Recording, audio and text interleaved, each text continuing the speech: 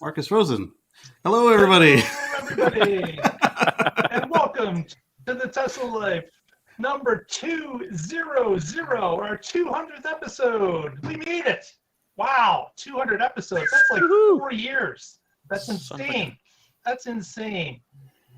So we've got a different type of show this evening. As you can see, we've got more panelists with us. Our special guests this evening, we've got Darryn from Drive Tesla Canada, the website I'm sure you're all familiar with. How are you today, Darryn? Doing great, thanks, Mark. Thanks for having me on tonight. Thanks for coming. Darryn joins us from the West Coast, beautiful BC. Also with us, this man, you recognize this man. This is Trevor joins us from the Tesla Owners Online, which of course is the old Model 3 owners, the one that I'm familiar with. How are you today, Trevor? Joining us from the GTA. That's right. Yeah, GTA in Ontario, Canuckistan. I'm very well, thank you. Thanks for having me on. Congratulations on 200 episodes. I know how hard it is to get to 200. Yes, you would know. Yes, for sure. Thank you very much. Also joining us from New Jersey, special guest Omar joins us from the, I guess that's the Garden State, isn't it, Omar? Sure is. Thanks for having me. Thanks for letting me hang out with you guys today on your most iconic 200th episode. Thank you so much. And of course, our two regular panelists, the hosts that join us every week. We've got Mr. Casey Green joining us from the DC area. How are you today, sir? Doing quite well. How's everybody today? Excellent. And last but not least, Mr. Patrick Connor joins us from the Portland area on the West Coast as well. Hello, everybody. Welcome to the Tesla Life, our epic milestone number 200 episode. Or CC if you're Roman. You guys didn't know I spoke Roman, did you? Yeah. And very appropriate for today's show, I am coming to you powered by my Tesla Powerwalls. Just earlier this week, we switched from winter at the time of use to summer time of use. And so now we switched to running on the Powerwalls a couple hours earlier. So that means this show is going to be all Tesla powered from me today. Yeah, and I've called this our supercharger chat before, and today with our special guests, it really is going to be a nice just chat with some Tesla friends. Good times. On with the show. Fantastic. You're not going to add the, I thought you were going to work in I'll get it in there sometime. Okay, don't forget. I'd be really disappointed if you missed it this week. Yeah. Well, what we're going to do today is a little bit different than our regular shows. Obviously, typically we go through the week's news and find out what's going on in the world of Tesla, which it never stops. But this week we're going to touch upon 4 different topics that we've selected and kind of get everyone's views in a roundtable about what is going on and where we think these topics lead us. First topic tonight is Battle of the Gigas, Giga Berlin versus Giga Texas. We want to talk a little bit about the problems some of them have had. We want to talk a little bit about the speed of production of building these facilities, about open dates, about delays, about when we think production is going to start up. And who wants to kick us off with this particular subject? I think it should be you and Patrick, since you guys have that bet. For those that don't know, Patrick and I have a gentleman's bet about what's going to open first, and I thought I was way in the lead betting on Berlin, but recently there's been a number of different developments that it looks like Texas is catching up, and one of the rumors already is that we wanted to talk about this evening was about a 6-month delay, and then a response from the Berlin member of parliament that said there is no delay. So we're getting the back and forth about what's going on in Berlin, and it's kind of been interesting. The shots fired back and forth. Tesla earlier in the month had said disappointment in the letter with permits, not being able to get them in a speedy fashion, and the Berlin government coming back with will do better, and we are supplying permits as quickly as possible. But Tesla, of course, is changing plans in Berlin, and that's what's making changes is a problem for the bureaucrats as they're trying to sign off on permits and other pieces of information. So that's where we're at with this. Patrick, what do you feel is happening? Yeah, I think you summarized it quite properly there, that there is a lot of bureaucracy in Germany. And as we know from the Brandenburg airport, it being delayed for such an incredibly long time. And it just seems like Texas is much more enthusiastic about having Tesla there.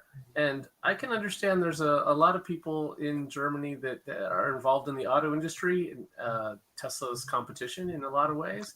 So they have friends in places. They are going to put up some roadblocks in any way they can to slow things down to protect their fiefdoms. So you were right, Mark. You had a huge head start. I was almost making a sucker's bet, and it's coming out to be much more of a horse race.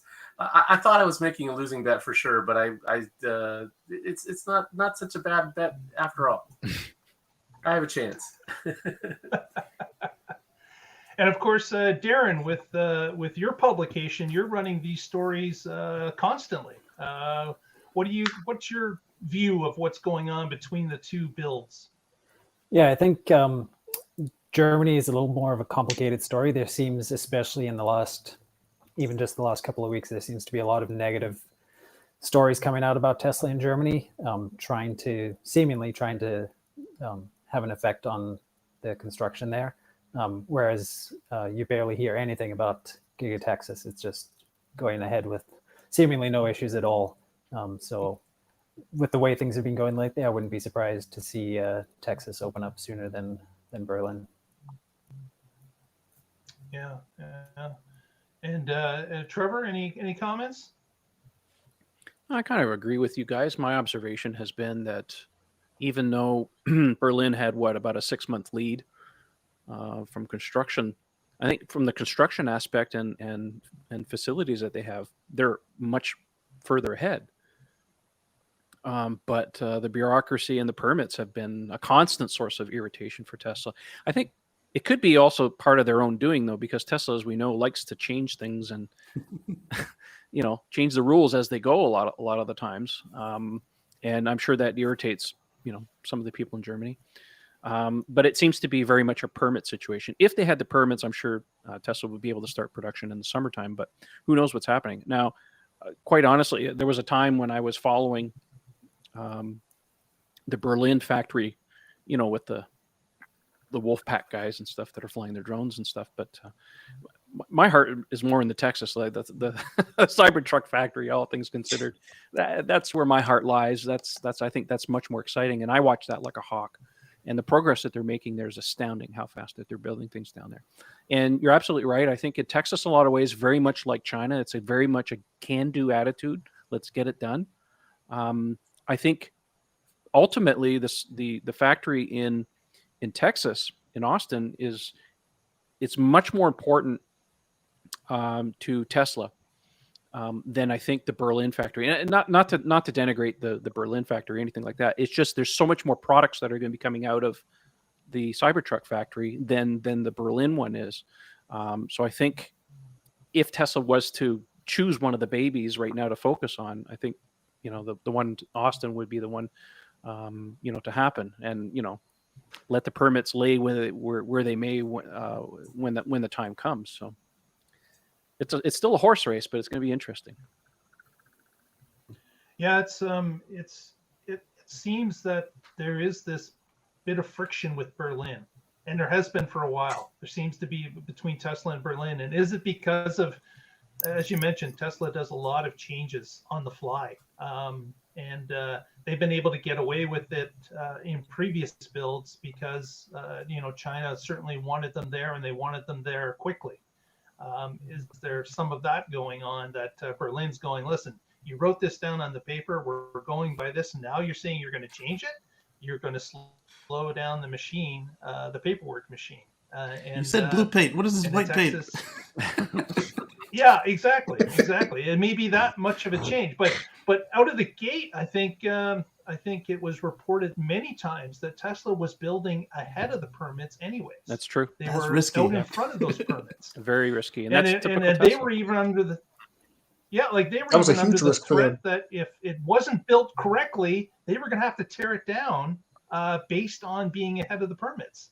So And that would have set them back a this lot. is something that Yeah, absolutely. The Berlin factory has been mired in all kinds of problems right from the beginning. You know, the controversy over pulling down the trees, which was a paper mill forest anyways, you know, from the snake gate. The bats and the boars. Right? and You know, ants. all of that stuff, right? Exactly. So Right. it's and you know, I'm not one for conspiracy theories or anything like that, but you know, when it comes to Germany and you know, you got 3 large German automakers, sometimes you got to follow the money. There's probably some meddling going on in the back rooms for some of this stuff. I mean, it happens. Doesn't make it right or wrong. It just happens. So yeah, who knows? But yeah, unfortunately, the Berlin factory has been very problematic for Tesla right from the beginning. Yeah. Shout out If to I had to, Anders. if I had you to, guys hit. What was that? Go ahead, Omar. oh, okay. I was just gonna say, if I had to guess or make a prediction, I would say that they're both probably gonna be starting production roughly the same time, even though Berlin had a huge head start and is actually further along in the manufacturing Capabilities. construction process. Yeah. Yeah. Shout out to Anders, first in chat. And I'm going to say that I think that I'm going to maintain that that Giga Shanghai 3.0 is going to lap them both. Well, maybe. Yeah. I You also say that should. and nobody argues with you. Well, yeah. When it comes to Shanghai, they don't pull any punches over there. Yeah. I think it also, not to hijack the conversation or anything, but I think it's also important to set people's expectations. If you think you're getting a Cybertruck at the end of this year, I got a bridge to sell you. If you think you're getting a Cybertruck at the end of the year, you're one of them 6 people who's going to be on stage with Elon at the party. If it Exactly. even makes it this year. Yeah, I think that what we're going to see is very much similar to early Model 3 deliveries in 2017. Like, here's your token first 50, right? But we got a lot of problems that we got to sort out. Yeah. I mean, I was thinking Model X size, like just 6. well, there's been a lot of talk about the building processes of the Cybertruck, and personally, I don't think that the Cybertruck is going to be that difficult to manufacture. Yeah. If you think that the vehicle is only a stress skin, that's not the way a car is actually built. There are many components to this vehicle. The stress skin is just one of those things. As long as they get the proper brakes in place and they can bend the pieces, I don't see that being an issue. Provided they don't do anything really crazy as too many robots like Model 3, I think they can ramp up fairly quickly, much like they did with Model Y. But it remains to be seen. Like, I've been watching the Gigafactory being built, and they're just starting to assemble the second 6,000-ton Giga press. And that's for Model Y, right? Because they're going to be building, the rear casting, and then ostensibly you can assume that it'll be the front casting, much like what they're going to do in Berlin. You need 2 machines minimum, because if one of them breaks down, well, you got another one as a spare, or basically you do two castings simultaneously so you can pump out a lot of cars. The Cybertruck is going to be using the new 8,000-ton presses, and they're nowhere to be seen. So they're not even starting at this point. They're just barely laying concrete on the other side where those presses are going to go. So they got a long ways to go.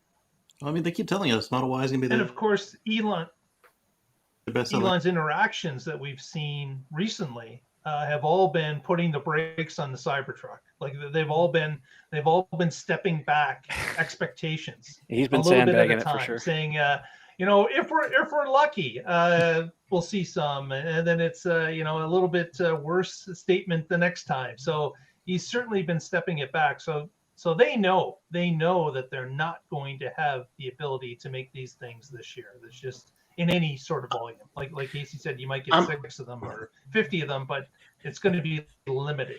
Part of me I'm agreeing with Casey. I think there's just going to be a handful of prototypes that they're going to roll out on the stage and say, "Oh yeah, we made delivery. Here's the first 5 or whatever." And of course, those 5 were made in Fremont. Right, exactly. Right, exactly. And then On the Exactly. pilot line, yeah. The other thing to look at is that the Cybertruck is going to need, especially if they do the tri-motor or the dual motor first, you're going to need 200 kilowatt hour battery versus a 75 to 82 kilowatt hour battery on the Model Y. So, I mean, if you're battery constrained and Model Y is going to be your best seller, why not crank out more Model Ys as soon as you get that factory with a roof over that section of the line? That's a pretty good segue into the battery thing we were going to talk about, right? Yeah. Absolutely. Speaking of It batteries, was like it was designed or something. Way to go. So our next topic is about the 4680 and the problems and tribulations of putting a new battery together after Battery Day, of course, it being announced. And there's a new thing that opened up just recently when Elon was speaking on the last quarter earnings call. He kind of surprised some people by indicating that that particular battery is not where they want it to be at this point, and it's going to be a little bit longer before they're ready to start putting it in cars. And then he also went on to indicate somewhere between 12 and 18 months to volume production. So yes, they've got the Cato Road plant that is a pilot project. They're producing these 4680s, but at this point, none of those have been going into cars. And as you know from watching the show, Patrick and Casey and myself have been talking about where have they been putting these batteries? Our thought was they were, at least they may not be volume production, but they would be getting some out of it that they would be happy with. But Elon had indicated that no, really they have not, and that was kind of surprising. So where do we think this 4680 is going with, of course, the build of the Model Y is going to become imminent shortly for both Texas and Berlin? What is going to happen there? Are we going to have batteries shipped? Are we going to have a new battery plant built in Berlin? There's supposed to be one in Texas with the Texas plant. But it looks like these plants are going to be opening. They're not going to have a great volume of 4680s. So what do we think about that? The solution is outsourcing. I mean, they've been very, very vocal about the fact. I mean, since Battery Day, because everybody's assuming Battery Day is like Tesla's the only manufacturers who make this cell. Tesla has been hedging their bets.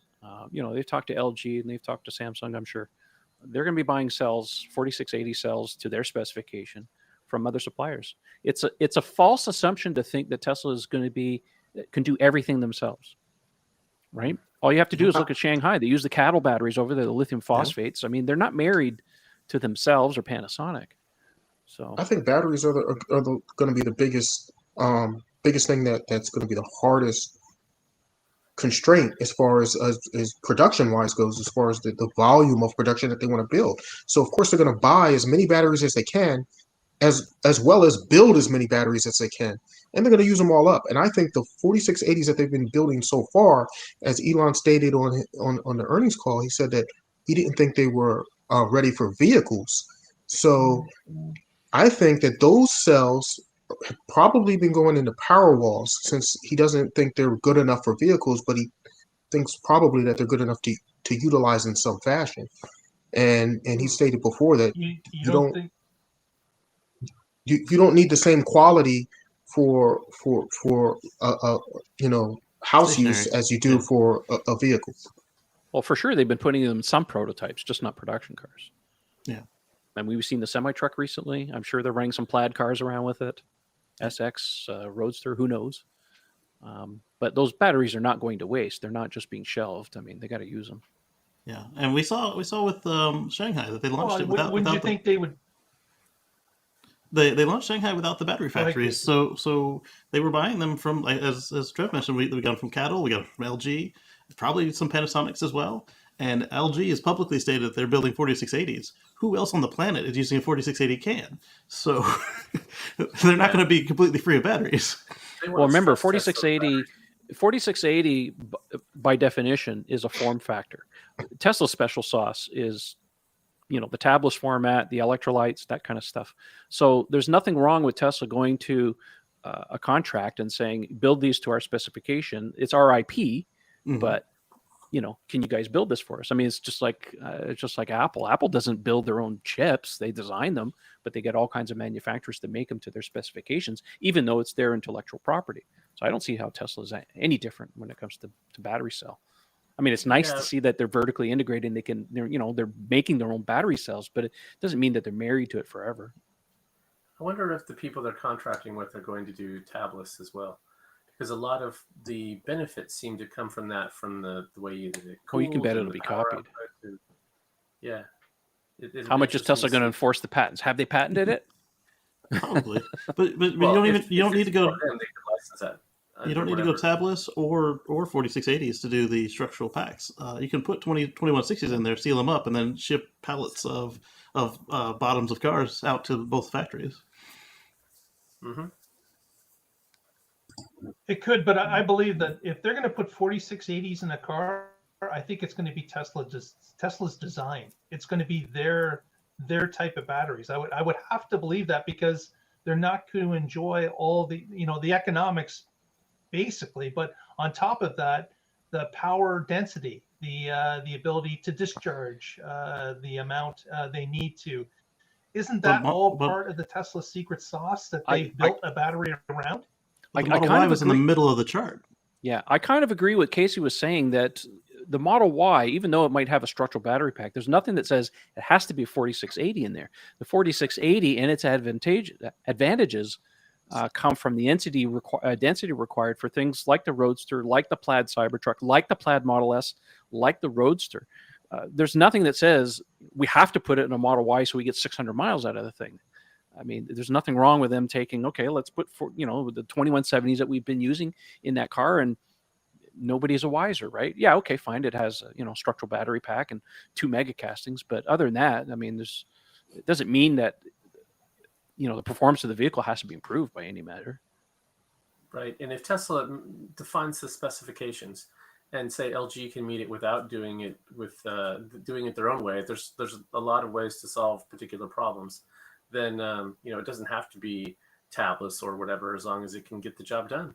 And if they're not doing anything new, then there's a lot less surprises. If all they're doing is making it bigger, putting a longer jelly roll in there, then that's something they already know how to do millions of times a day.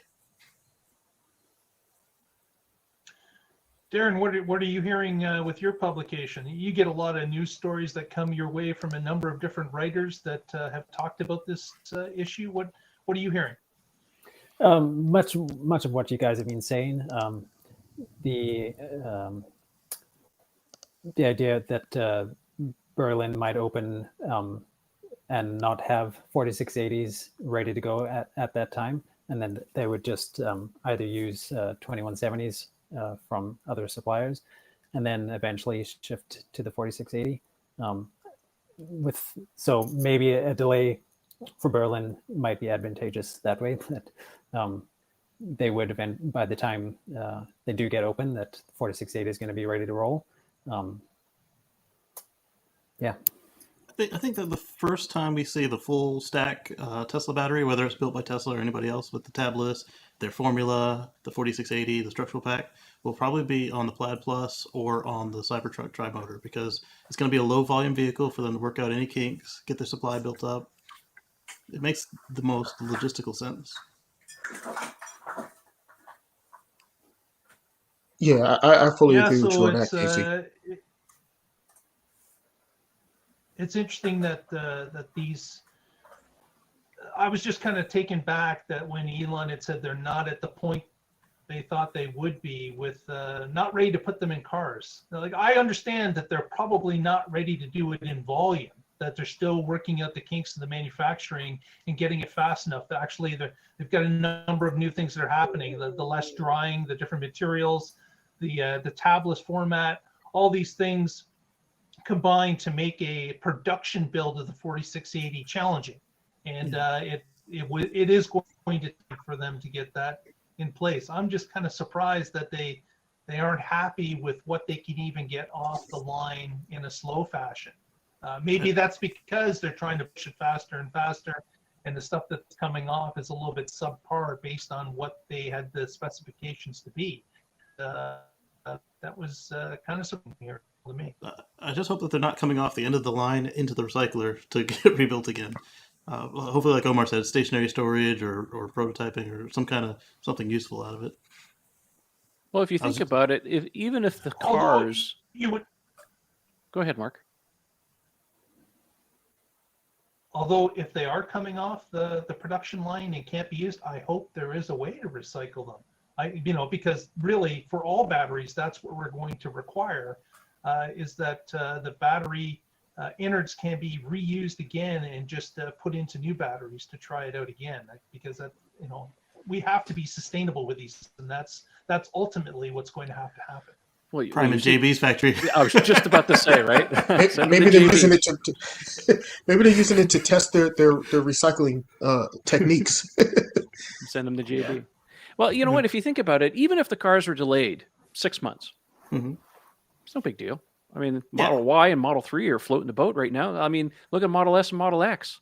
How long has it been now? And they're still not delivering those cars. And they're still making money and they're still profitable. So it's not like they don't necessarily need to have these cars right yet. So, if it's 6 months, I mean, we've seen 6 months delays. I mean, Model X was delayed at least 6 months because of the Falcon wing door problem, the engineering on that. So, delays happen. Rivian, same thing, right? 6 months delayed. Elon did say they were gravy. I mean, and they proved it. Like, we haven't had, like you said, new Model S and X in 5 months, and biggest profit ever. Exactly. Well, that kind of leads us to our next story, and that topic or story is about the Model Next, as Patrick has named it.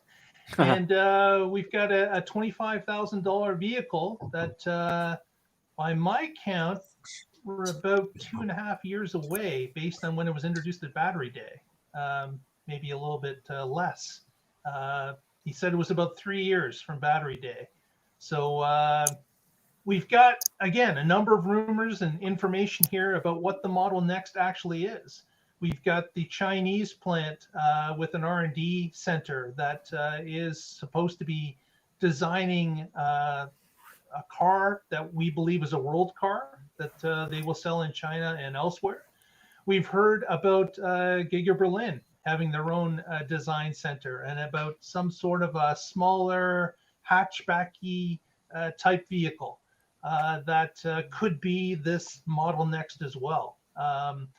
And we haven't heard anything about Giga Texas as this rolls in, but from at least those two other plants, we've got two possible cars. And Elon was asked a few times to, I guess, explain where he thought it was coming. And it seems that there's two different cars. It's not going to be one made at both plants. It's going to be a different one made at each plant. Whether or not both of them will be made available to North American customers is a question we don't know the answer to. But at least one of them most likely will be coming to North America. We don't know which one.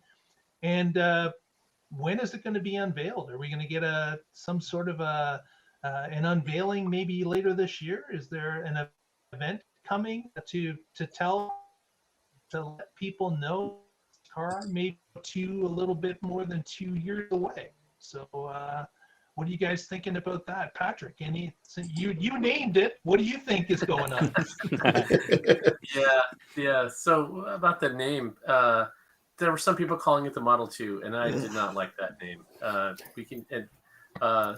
And we know that it's not going to be a model anything. It's going to be some unknown, unannounced name.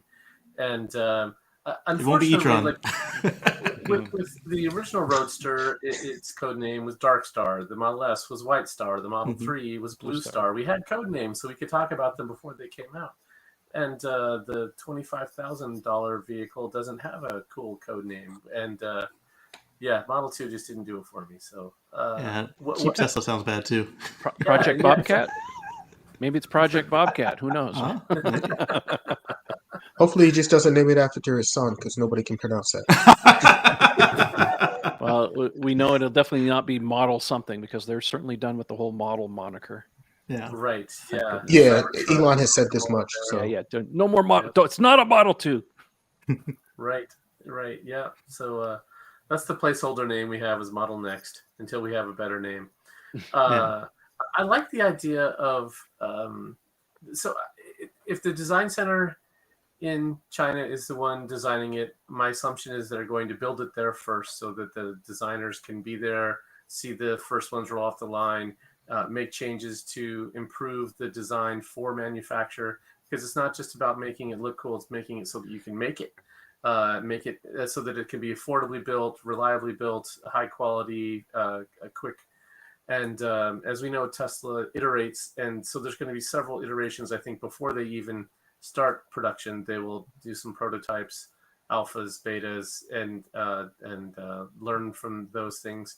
And we see that with Starship, right? I mean, how many other companies says, oh, well, let's just make one and pressurize it until it explodes. Okay, now let's try another one and just throw it up in the air and see how it goes. You know, I mean, they learn by doing and not just trying it on paper over and over, but trying it in the real world. And that's part of Wright's law, is learn by doing. Yeah. And those are the ones we see after the computer crashes. I mean, who knows how many of those they blow up before they blow up a real one. Yes. There's many simulated destructions. You guys find it curious that Tesla seems to introduce iterations of the Model 3 and the Model Y in China first? I mean, all the interior updates have all happened there before they made it to Fremont. Yeah.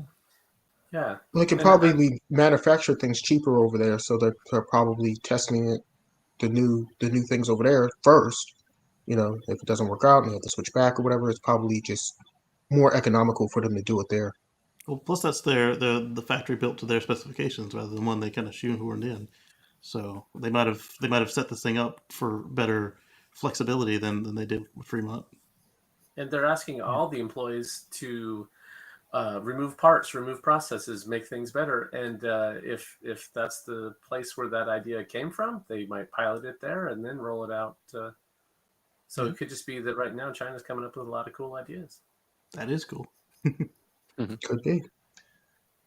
I'm curious I find though it if interesting that there is this thought that there is going to be two of these different cars. right. Like That's is Europe and China that much different that either one wouldn't accept the other car, that they have to make two of them that are roughly the same? Well, it's funny you mentioned that, because think of it this way: is look at Volkswagen with the ID3 and the ID4. I mean, the ID3 they're not bringing to North America because Americans don't like hatchbacks. Although they sell crazy in Canada, like the Volkswagen Golf is their best seller here, and it's a hatchback. Yeah. So there is something to be said for making cars for certain markets. You know, it's easy for us to look. I mean, look at the Europeans. Like most of them are like, I don't know if I can get a Cybertruck. The roads are too small over here for something that big. Yeah. So, you know, we're getting to the point where Tesla can probably differentiate some of their vehicles based on markets that they're going to go into. So I don't think it's out of the realm of possibility for them to do something like that with a cheaper car. Remains to be seen, but I don't think it's not impossible to discount it to say that well, it's Tesla, they make cars for the whole world. You know, I don't think that that's going to be necessarily the same case forever.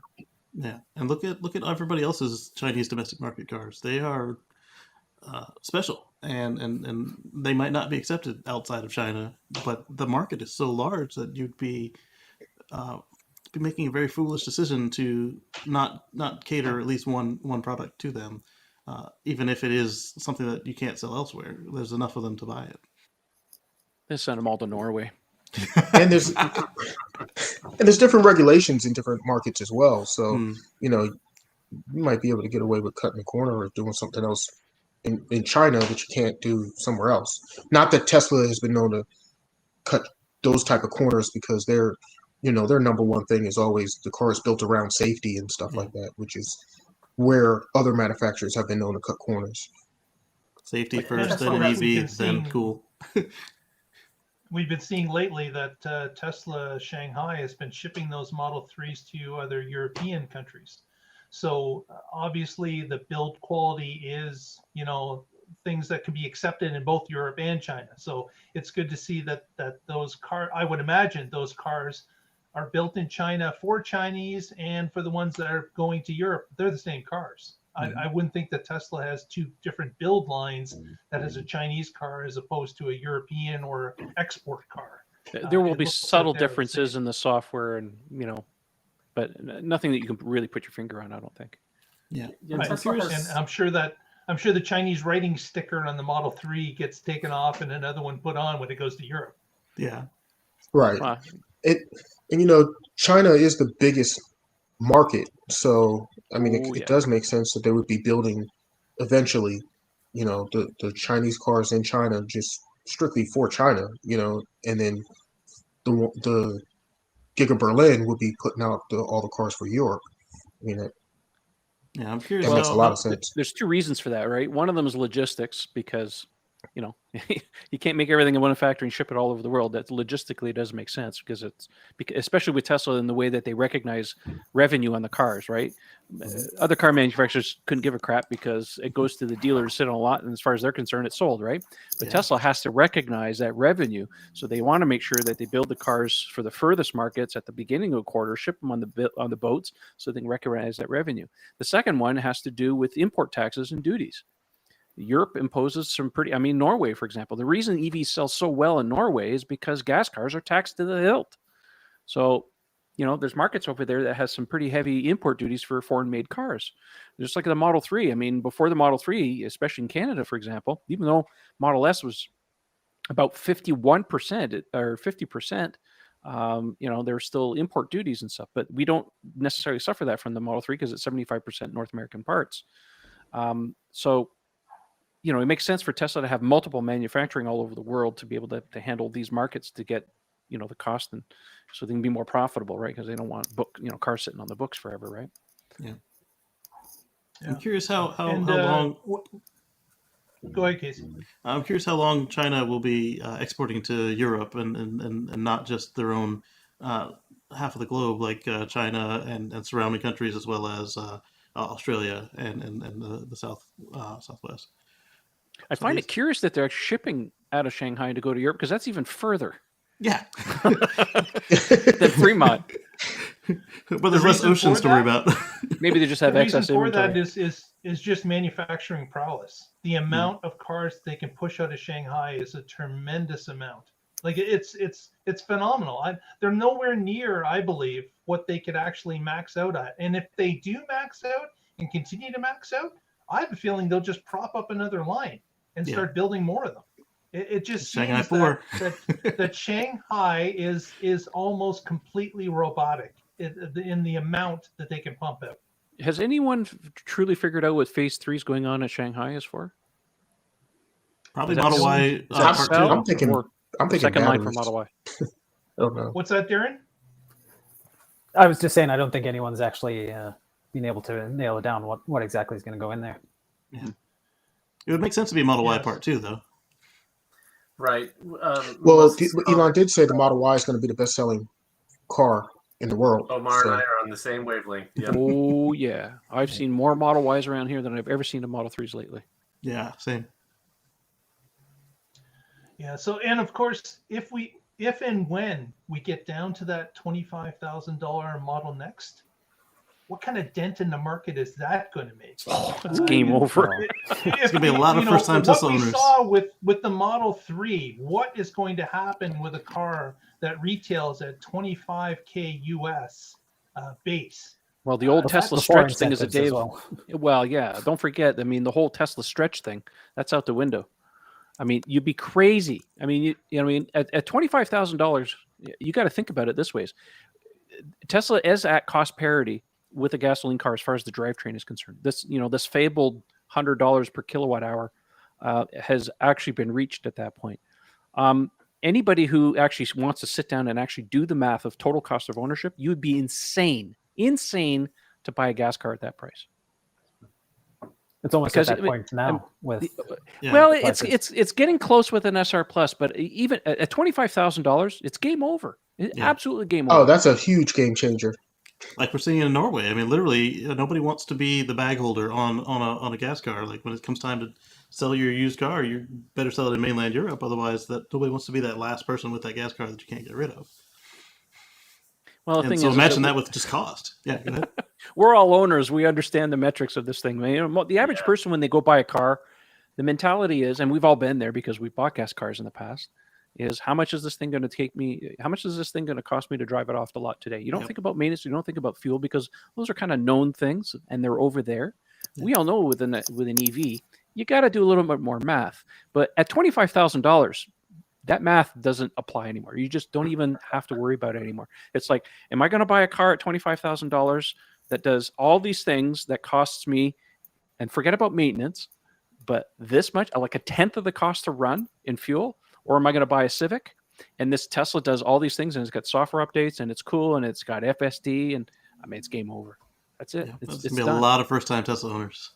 Well, a lot of first-time EV owners. Yeah, that too. That too.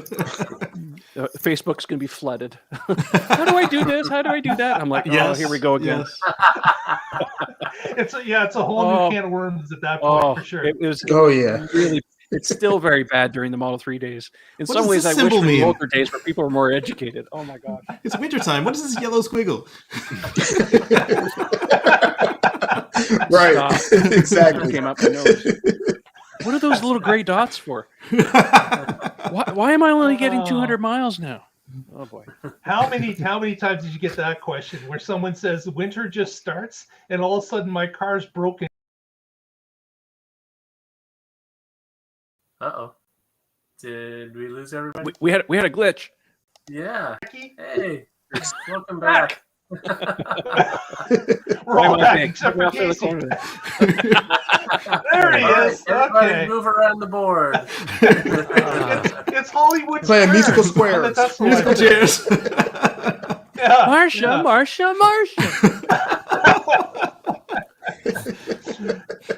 Yeah, so that's going to be that's certainly going to be something that is going to open up a whole new can of worms for sure. And that leads us to our final story of the evening, or topic, and that, of course, was already mentioned by Trevor. FSD Beta.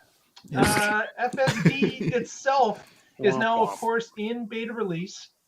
It's with an expanded group of beta testers, ones that have been handpicked by Tesla to use the beta software.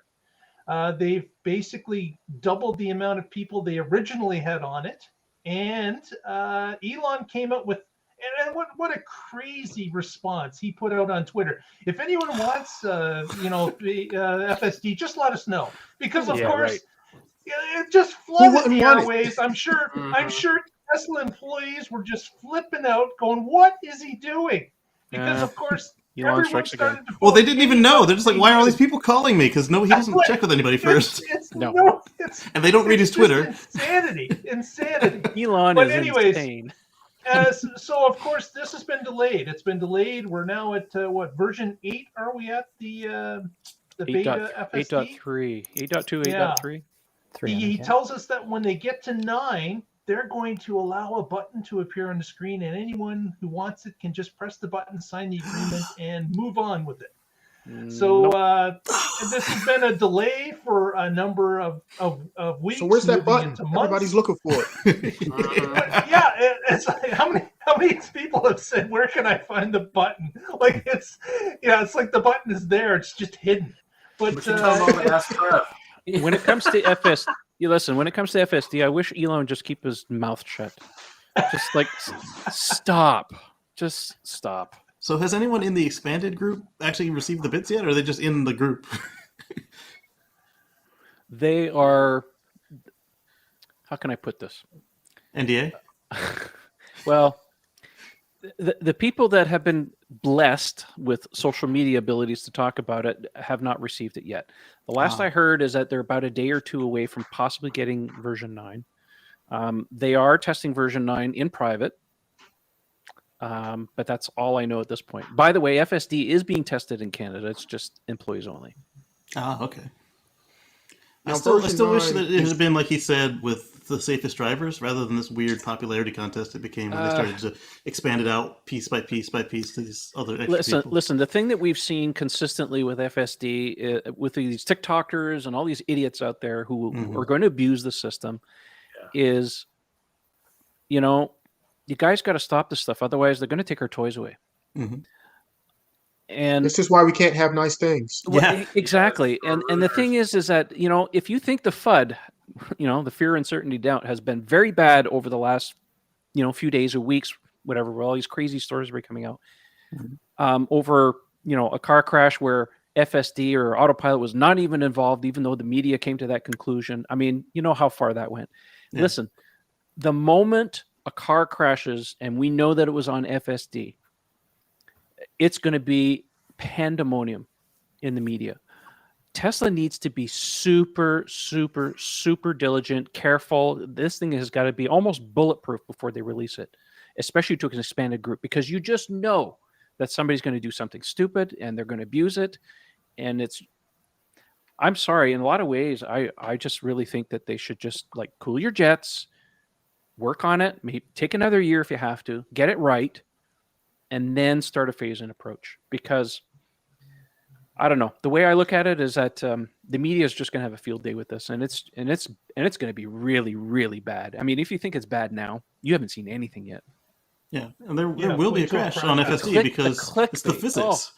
The physics state that there's going to be a crash, and then we've already seen it in regular autopilot crashes. We've seen it in autopilot. That was AP1. We've seen it with FSD, AP2, 2.5, smart summon. We've seen it's just physics. The cars will. It's inevitable. There's going to be crashes, and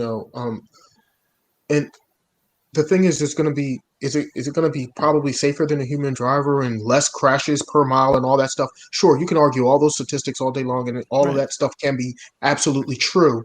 However, when there is a crash, like you guys are saying, the media is going to be in a frenzy. And exactly like Trevor's saying, would you rather the crash be, it slid off the end of a driveway in the snow, or it killed a family of 6? It's gonna be a mess no matter what, but it'd rather be something small. Well, here's the thing. Trevor has mentioned that he'd like people to be responsible with it. Yes. We can't stop them. We can't even get people to get vaccinated, for crying out loud. You cannot give a package to 100 people and not have one idiot in that group of 100 people, let alone 1,000, let alone 10,000. Well, we saw that with the initial rollout. They had to remove it from some people. You're right.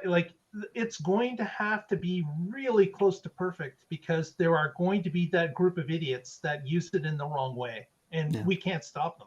And you can't leave them out.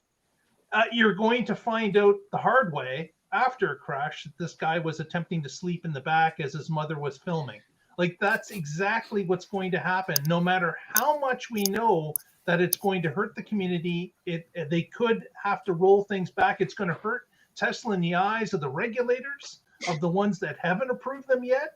All this stuff is going to slow down the train dramatically, but yet we know what's coming.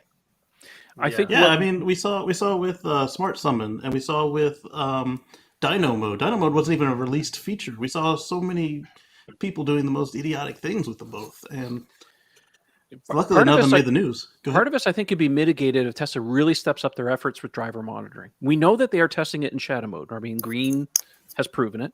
Yeah. I don't think that the nag screen and the fact that you can unbuckle your seatbelt and all these little shenanigans everybody had to go over their heads to try and prove, with Consumer Reports being stupid. Yeah.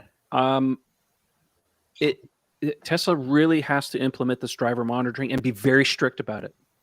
I mean, no fooling around. You do anything stupid, and then you're in jail. That's the only way that they can actually come back and say, you know what? Okay, it was a crash and involved FSD and stuff, but the driver monitoring did this and this. The fact that Elon doesn't like to talk about driver monitoring too much, I don't think is wise. I think they really need to step it up. My only fear with that is with cars like mine. I don't have an interior camera. Well, I do, but Tesla can't use it. And because I have a Model X, so it's just one equipped with it. Yep. But my car constantly tells me to keep my hands on the wheel when I am. Like I've got pressure and everything, and it's like I have to jiggle it before it knows I'm there. Whereas my Model S never, well, not never, but not even 1% of the amount of times this car tells me, hey, are you there? Did my Model S have a problem detecting me? I don't know if it's... I will gladly accept the use of driver monitoring if they get rid of the nag screen. Oh yeah, absolutely. I just want them to verify that I'm really there. I mean, to say I'm not there when I'm clearly counter steering when it gets close to the edge of the road or something, it's like, yeah I'm right here. And they've shown that driver monitoring, that they are willing to use it, because they've, like Patrick said, they've kicked people off of the beta program already by using it. So Yeah. It's going to come eventually. It has to. I think you're right. It has to, Darryn, because if they don't and they allow some of these shenanigans to continue, it's just going to end bad for everybody. Like it's human nature that we push these things to the limit and beyond, and we just can't stop ourselves as a race. We just do it. Like there's no way that we will allow us. Not to go over those lines. You put a line in the sand here, like 3 people jump over the line the next day. Like it's just the way we are. So you've got to have those things in place. Yeah. Maybe the weight sensor has to be employed not just for airbags, but it has to say if the driver leaves his seat, guess what? Autopilot has to stop because you got no one monitoring the road if the seat is empty. Yeah, if you hit a bump and the weight in the seat doesn't change, then that person isn't really there. Maybe it waits a second and a half to see if the weight comes back. But guess what? If you're waiting after 10 minutes, the driver is gone. Consumer Reports would just put a couple bowling balls there then and still say, it's horrible. but you see, if they just make DMS part of the requirements to turn it on, what can you say? I mean, they didn't make it clear what the requirements were. Is it a matter of Elon's trying to keep out from under the thumb of the man, or is he believes people are that good? I mean, he's seen that they're not. He had to kick people out. Doesn't help when you have social media platforms like TikTok and stuff that are doing all things for clicks. If that was taken out of the mix and those things didn't exist, I don't think it would be quite as bad as it is today. But you got a lot of people that are they're in it for the clicks, and that's all they care about. I mean, look, you don't have to look very far and look at the media with all the clickbait that's happening. It's just Tesla is just like a drama magnet all the time. They are. But then you get all the traditional media, all the auto reporters, the regular ones. They're like, I could keep my hands off the wheel for only 30 seconds before it's telling me to touch again. They never said it was hands-free. This isn't Super Cruise. Even Super Cruise isn't completely hands-free. Tesla's communication in terms of autopilot usage has never been 100% spelled out and cleared in the public media. I mean, it's always reactionary in their case, and usually it's a small little thing. Elon on Twitter, but Elon has 50 million Twitter followers. There's 7 billion people on the planet. Not everybody's aware of what's going on with Elon, right? His own company, half the employees don't even know he's tweeted it. So if you show up to do whatever he said to do, and they're like, "Why are you here?" It's a discussion for another day. Yeah, he didn't have to tweet to find out who all wanted it. There's this thing that people have paid for and given them money. Exactly. That's the list of people that want it. Right. That part. Not buying it for the Cybertruck. Did they pay 8,000, 10,000, 12,000, whatever? Those are the people that want it. Yeah, and should get it. It'll come eventually, but I'm not spending any more money on it. Thank you. And I'm not holding my breath either. Yeah, that was the joke. I don't know if it came out where I was pretending to hold my breath. Definitely got a bunch of breath waiting on that one. Turn it as blue as your shirt. Right? Oh, it turned blue, Elon. Hurry up. And then he'd laugh at me like the dead deer in the pool.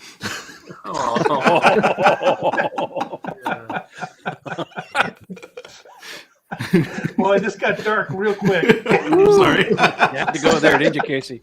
Wow. Oh my goodness. Well, with that, look, we've already burnt an hour, guys. We did. And, if the time has flown by unbelievably quick, I want to certainly thank everyone for joining us today and our 2 special guests, Darryn and Trevor, and Omar as well. We want to thank you all for joining us this evening. Let's do some shout outs and then we can go home. So, Darryn, where can we find out about you and your publication? Thanks. You can find me at driveteslacanada.ca. You can find links there to Twitter, Instagram, all the relevant social media. Very good. And Darryn, you guys have been breaking a number of timely stories. Seems like how does it work there? Do you have a whole bunch of different writers? Are they staff writers? Are they freelance? How do things work there? Yeah, I started off just by myself a couple of years ago, and over time I've grown to now have 3 writers on staff. So we work well as a team and try and keep our finger on the pulse as best we can. And I notice, unlike some other publications, that you guys are quick over the weekends and overnight. You guys are always looking for a story, which is fantastic. Because, of course, our Twitter feed is more than happy to send along some stories that you guys have put out because you're very timely. Thank you. Yeah, and I appreciate your support in tweeting out our stories. Fantastic, fantastic. Trevor, what do you got going on? Where can people learn about what you're up to and your organization? Well, very active on Twitter. The handle's Tesla Owners Online, pretty easy to find. The website forum, teslaownersonline.com. It's a forum. It's not a news organization, but it's a forum. We have thousands of members all over the world. Sections for every car that Tesla makes. Model Y is growing right now. Cybertruck is going to explode once that car starts arriving. And it's a very friendly place, free to join. The inmates are not running the asylum, so things are pretty cool. We like to keep it that way. It's friendly, and we're growing, and so awesome property. Well, I mean, I have a YouTube channel too, but COVID has kind of killed a lot of my enthusiasm for doing YouTube stuff. But I have some more content coming soon, so you can go and subscribe to that. Again, TeslaOwnersOnline.com. So fantastic. And I used Trev's forum to find my spare set of winter rims that I picked up for the Model 3 when I first. It's one of the most popular topics. You got a marketplace out there with a ton of people. And discussions about software. Oh my gosh, it's just like explodes. If you search Tesla software, we're like the #1 thing that comes up in Google. Yeah, everybody loves to talk about software. Yes, indeed. Omar, you've joined us from the New Jersey area. Let people know a little bit about what you do with Tesla in the community. And for those that don't know, Omar is actually a police officer with New Jersey Department. Yes, so I'm a police officer in Atlantic City, and I've been a long-time Tesla owner. I've had my Model S for 6.5 years now, and I'm just, very enthused about electric cars, and I've been into them for a long time, long before I even had a Tesla, and just been getting the word out, educating people about them, and you can catch me on Sundays with Casey with our chats. Sunday chats. Any chance the police department that is going to go electric? I've been trying to push them in that direction for the last 6 years, and it's tough. It's really tough. but eventually it's going to happen. Oh, yeah. It's definitely going to happen. We got to feel some way every time he shows them another department that went. Every week there's a new department that's starting with a Y or a 3. It seems every single week there's a new department sprouting Butts and up seats, in the US. Man. Butts and seats. I would love to see us get some Model Ys. I would love that. But you know what you should do? You should get a loaner and then just take the Chief out in one. I think the Cybertruck would look fabulous in Atlantic City. Absolutely. So you're stealing my idea for a wrap here. It's funny you mentioned that. So my chief is interested in the Cybertruck. It's just that the availability is not going to be there. I just know it's going to be tough getting your hands on one. Yeah. For a while. But in a few years, we'll be able to do it. Very good. Patrick, I see you've changed your name, so we know your website. But what else can you tell us about what you're doing? Yes, I blog occasionally over here, cardswithcords.net. And I just put everything you want to know about Powerwalls up right in time for them to announce the Powerwall 2 Plus and immediately update the entire thing. No, I did throw a little update blurb on there, but yeah, things move fast with Tesla. So which is why we have enough content for Darryn to have a site and Trev to have a bunch of people to talk about, and for us to do a show every week here. And yeah, it's an exciting world. I'm also with the Oregon Electric Vehicle Association. You can find us at oeva.org.